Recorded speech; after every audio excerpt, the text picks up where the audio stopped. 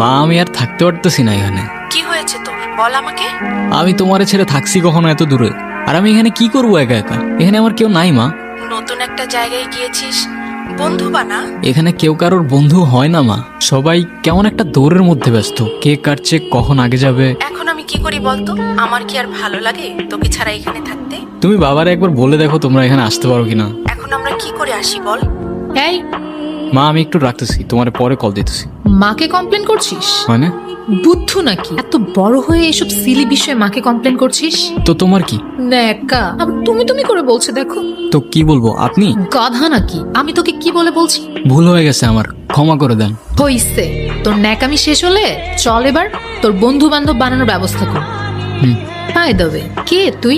আমি মানুষ, তুই? তুই মানুষ হলে আমি উট পাখি। উট পাখি? বাহ, নাইস তো।